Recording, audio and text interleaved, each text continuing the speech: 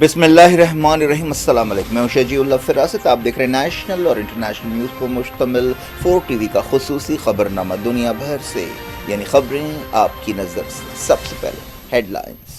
Welcome to Hidayah Islamic International School, where education meets excellence, a world-class learning environment designed to inspire young minds. Every morning begins with warmth, respect and a welcoming atmosphere. Experienced teachers and active participation. Hands-on experiment in our modern science labs. A well-stocked library nurtures a love for reading and knowledge. With strong Islamic values, join Hidayah Islamic International School. Your child's bright future begins here.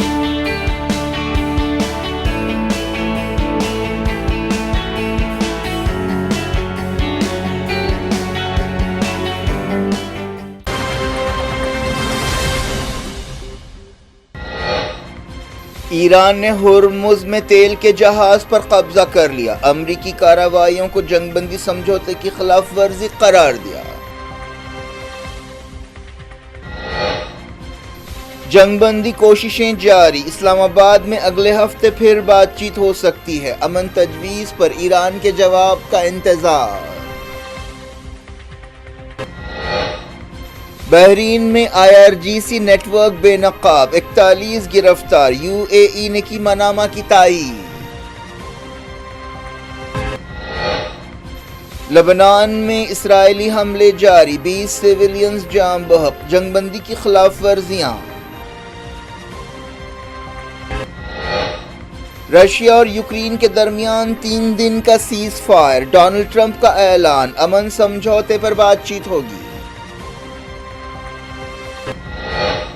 دوسری عالمی جنگ میں جرمنی کے خلاف Soviet union کی فتح کی یاد، Moscow میں وکٹری پریڈ۔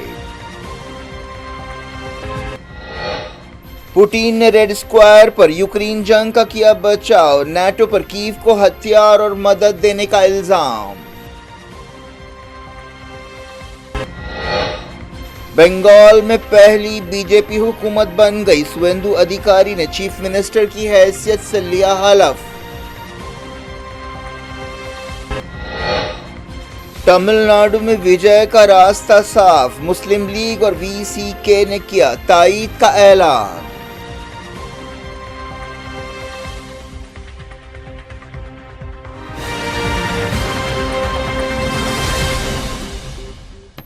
ہیڈ لائنز آپ نے دیکھی، خبروں کی تفصیل کی طرف آپ کو لیے چلتے ہیں۔ اسرائیل نے سیز فائر کے باوجود ساؤتھ لبنان میں حملے جاری رکھتے ہوئے 20 سے زیادہ سویلینز کو شہید کر دیا۔ لبنان کی وزارت صحت نے یہ بات بتائی۔ ایک حملہ طائر ضلع کے شہر طورا میں کیا گیا۔ لبنان کی سرکاری نیوز ایجنسی نے بتایا کہ کئی لوگ ملبے میں پھنسے ہو سکتے ہیں اور اس کے لیے ریسکیو آپریشن جاری ہے۔ دوسرے علاقوں میں بھی حملے کیے گئے جن میں نباتیہ، بنت جبیل اور سیسن شامل ہے۔ ڈائریکٹریٹ جنرل سول ڈیفنس نے بتایا کہ سول ڈیفنس کا ایک کارکن بھی ایک کار پر حملے میں جاں بحق ہوا۔ لبنان کی وزارت صحت نے بتایا کہ پچھلے 24 گھنٹوں میں درجنوں لوگ جاں بحق اور زخمی ہوئے۔ جب سے 2 مارچ کو حزب اللہ نے اسرائیل کے ساتھ جنگ میں شامل ہونے کا فیصلہ کیا، لبنان میں تقریباً 2500 لوگ جاں بحق ہو چکے ہیں۔ حزب اللہ اور اسرائیل کے درمیان لڑائی جاری ہے۔ آبنائے ہرمز میں تناؤ کے درمیان ایران نے تیل کے ایک جہاز کو قبضے میں لے لیا ہے۔ الجزیرہ نے بتایا کہ ایران اور امریکہ کے درمیان فائرنگ کا تبادلہ ہوا۔ امریکی فوج نے کہا کہ ایرانی بندرگاہوں کی طرف بڑھنے والے 2 جہازوں کو روک دیا گیا۔ اس تناؤ کے باوجود امریکی عہدیداروں نے کہا ہے کہ ایران کے ساتھ جنگ بندی برقرار ہے۔ خبروں میں کہا گیا کہ جمعے کو امریکہ کے ایک فائٹر جیٹ نے 2 ایرانی جہازوں کو ناکارہ بنا دیا، جس کے بعد ایران نے جوابی حملے کیے، جس سے جنگ بندی ہل کر رہ گئی ہے۔ ایران نے آبنائے ہرمز میں تازہ حملوں کے لیے امریکہ پر غصے کا اظہار کیا۔ یونائیٹڈ نیشنز میں ایران کے سفیر نے سیکیورٹی کونسل کو خبردار کیا کہ امریکہ کی فوجی کارروائیاں جاری رہیں تو اس کے سنگین نتیجے نکلیں گے، جو نہ صرف مڈل ایسٹ کے لیے خطرناک ہوں گے بلکہ دوسرے مقامات بھی اس سے متاثر ہوں گے۔ ایرانی سفیر عامر سعید ایراوانی نے UN سیکریٹری جنرل اینٹونی گوٹریز اور سیکیورٹی کونسل کے صدر کو خط لکھتے ہوئے یہ بات کہی۔ انہوں نے کہا کہ امریکی صدر ڈونلڈ ٹرمپ خود اپنے بیانوں کے ذریعے کھلے عام مان رہے ہیں کہ امریکہ کی کارروائیاں جنگ بندی سمجھوتے اور UN چارٹر کی خلاف ورزی ہیں۔ ایرانی سفیر نے 7 مئی کی رات امریکی کارروائیوں کو جارحانہ قرار دے کر ان کی مذمت کی۔ ایرانی وزارت خارجہ کے ترجمان نے امریکی فوج کی ماحول خراب کرنے والی کارروائیوں اور بے بنیاد اور جارحانہ بیان بازی کی مذمت کی۔ اسماعیل بقائی نے ایکس پر یہ بات کہی۔ ایرانی ترجمان نے کہا کہ ٹرمپ وہم کا شکار ہے اور ان کا رویہ بدماشوں جیسا ہے۔ پاکستان جنگ بندی کی کوششیں جاری رکھے ہوئے وال اسٹریٹ جرنل نے کہا ہے کہ امریکہ اور ایران کے درمیان بات چیت اگلے ہفتے اسلام آباد میں پھر سے شروع ہو سکتی ہے۔ دونوں ملکوں کے بیچ پہلے دور کی بات چیت پچھلے مہینے اسلام آباد میں ہوئی تھی۔ اس کے بعد سے بات چیت ڈیڈ لاک کا شکار ہے۔ خبروں میں کہا گیا کہ 14 پوائنٹس کے ایک سمجھوتے پر غور ہو رہا ہے۔ رپورٹ میں یہ بھی کہا گیا کہ اگلے مہینے کی بات چیت میں نیوکلیر پروگرام اور پابندیوں پر بھی غور کیا جا سکتا ہے۔ فی الحال آبنائے ہرمز میں تناؤ سب سے اہم مسئلہ ہے۔ امریکہ اور ایران کے بیچ 8 اپریل کو 40 دن کی جنگ کے بعد سمجھوتا ہوا تھا۔ امریکہ نے امید ظاہر کی ہے کہ ایران امن تجویز کا جواب دے گا۔ امریکہ کے secretary of state Marco Rubio نے رپورٹر سے بات چیت کرتے ہوئے کہا کہ انہیں جلد سے جلد ایرانی جواب کا انتظار ہے۔ ہفتے کو ایک رپورٹ میں یہ بات دہرائی گئی کہ امریکہ اور ایران جنگ ختم کرنے کے سمجھوتے کے قریب پہنچ گئے ہیں۔ بعض رپورٹس میں یہ بھی کہا گیا کہ ایران کے بعض کٹر ایلیمنٹس امریکہ کے ساتھ ڈیل کو سبوتاژ کرنے کی کوشش کر رہے ہیں۔ بحرین نے ایران کی IRGC سے تعلق رکھنے والے ایک راکٹ کو بے نقاب کرنے کا دعویٰ کیا ہے۔ اس سلسلے میں 41 لوگوں کو گرفتار کر لیا گیا ہے۔ بحرین میں زیادہ تر آبادی شیعوں کی ہے اور وہاں پر ایک سنی خاندان کی حکومت ہے۔ اس دوران UAE نے IRGC نیٹ ورک کو بے نقاب کرنے کی کوششوں میں بحرین کی کارروائیوں کی تائید کی۔ پچھلے دنوں جھڑپوں کے دوران UAE پر بھی حملے کیے گئے تھے۔ اسرائیل غازہ میں خلاف ورزیوں کو جاری رکھے ہوئے فلسطین انفارمیشن سینٹر نے بتایا کہ ہفتے کو کئی علاقوں میں گولہ باری کی گئی۔ فلسطین انفارمیشن سینٹر نے بتایا کہ 7 اکتوبر 2023 کے بعد سے اسرائیلی کارروائیوں میں جاں بحق فلسطینیوں کی تعداد 72,736 ہو گئی ہے۔ اسرائیلی فوج نے مغربی کنارے میں اپنی کارروائیاں جاری رکھیں جن میں گھروں پر دھاوے کرتے ہوئے کئی فلسطینیوں کو اغوا کیا گیا۔ مغربی کنارے کے جیریکو میں یہودی آباد کاروں نے حملہ کرتے ہوئے ایک فلسطینی کو زخمی کر دیا۔ امریکی صدر ڈونلڈ ٹرمپ نے یوکرین اور رشیا کے درمیان 3 دن کی جنگ بندی کا اعلان کیا ہے۔ ٹروتھ سوشل پر انہوں نے لکھا کہ جنگ بندی ہفتے سے پیر تک ہوگی۔ انہوں نے کہا کہ مجھے اس جنگ بندی کا اعلان کرتے ہوئے بڑی خوشی ہو رہی ہے۔ یوکرین کے صدر وولڈیمیر زیلنسکی نے بھی ایکس پر تصدیق کی کہ امریکہ کی کوششوں سے 3 روزہ جنگ بندی ہوئی ہے تاکہ 4 سال سے جاری جنگ کو ختم کرنے کے لیے بات چیت کی جا سکے۔ رشیا کے صدر ولادیمیر پوٹین کے ایک مددگار نے بھی کہا کہ امریکی حکومت کے ساتھ ٹیلی فون پر رابطوں کے دوران اس سلسلے میں سمجھوتا ہوا ہے۔ اس سے پہلے رشیا نے بھی دوسری عالمی جنگ میں کامیابی کی یاد میں وکٹری ڈے منانے کے لیے اپنی طرف سے 2 روزہ سیز فائر کا اعلان کیا۔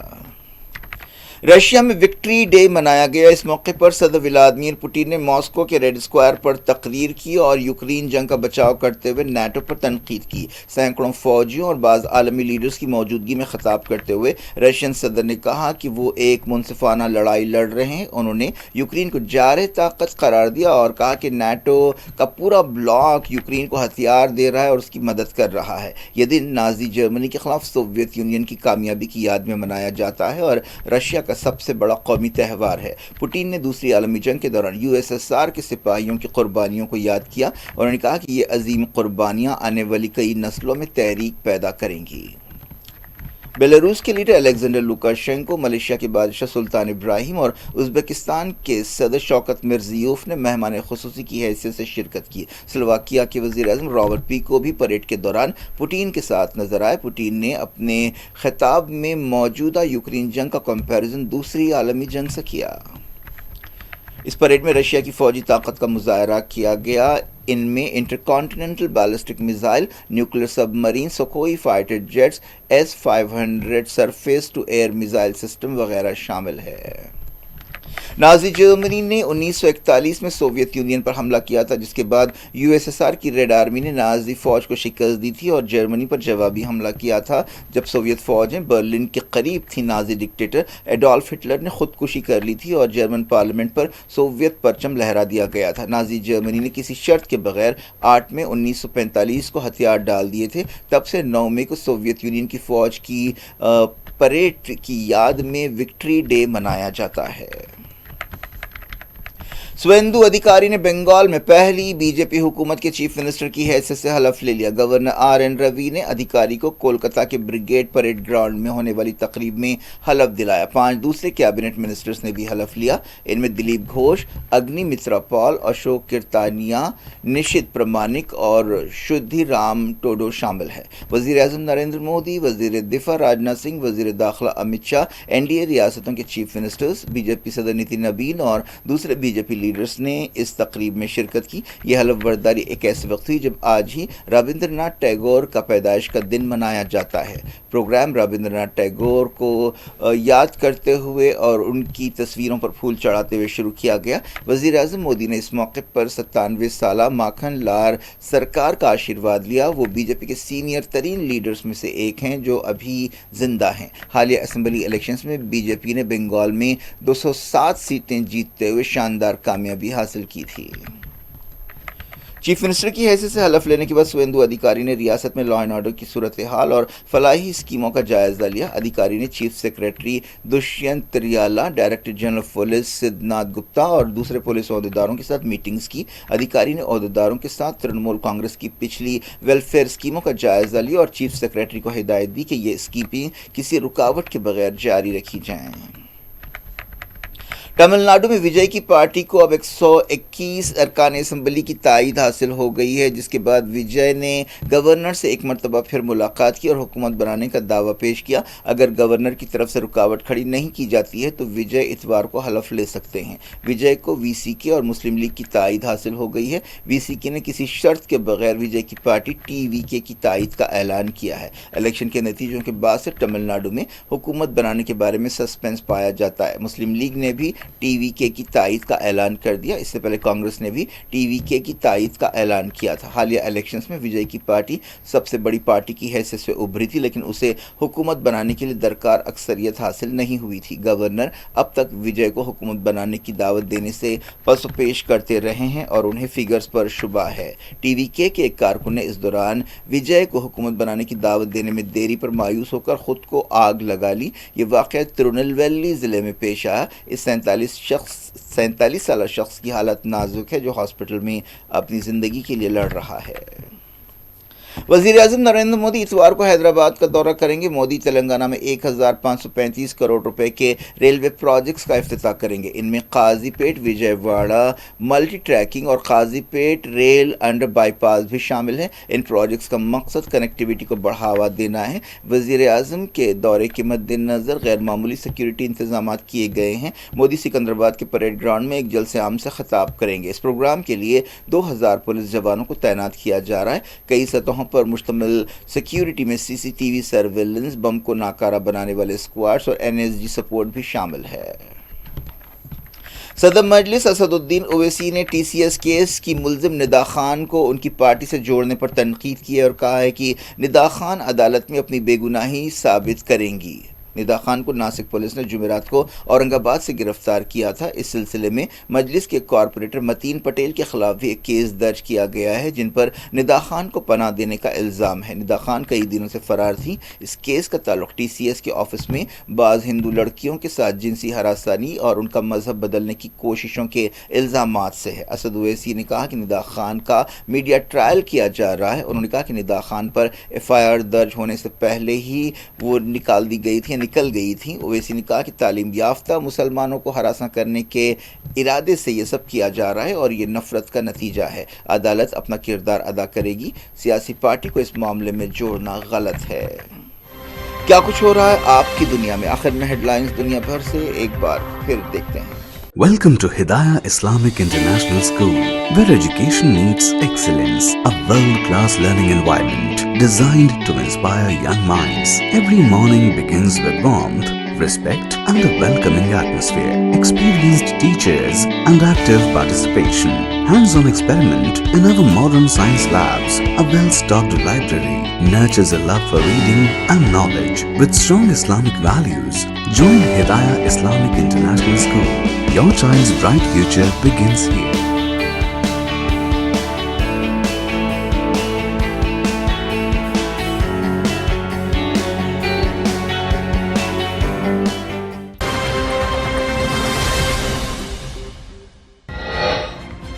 ایران نے ہرمز میں تیل کے جہاز پر قبضہ کر لیا، امریکی کارروائیوں کو جنگ بندی سمجھوتے کی خلاف ورزی قرار دیا۔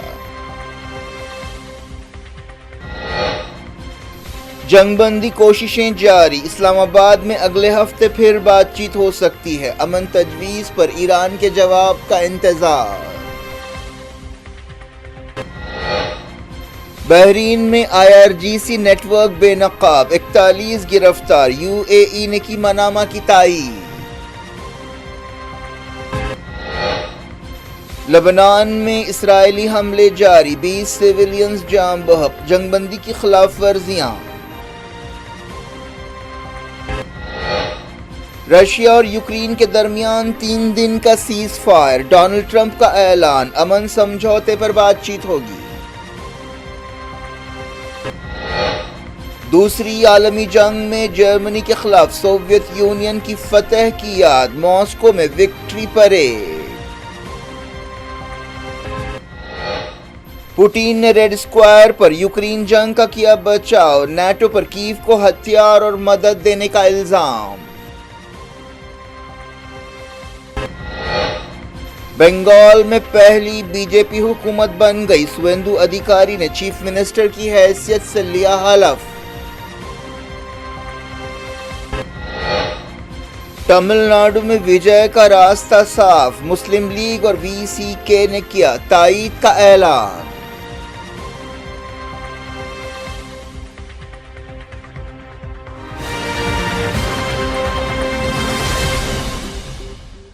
یہ تھی آج کی خبریں، شجیع اللہ فراست کو دیں اجازت اور اپنا بے حد خیال رکھیں۔ اللہ حافظ۔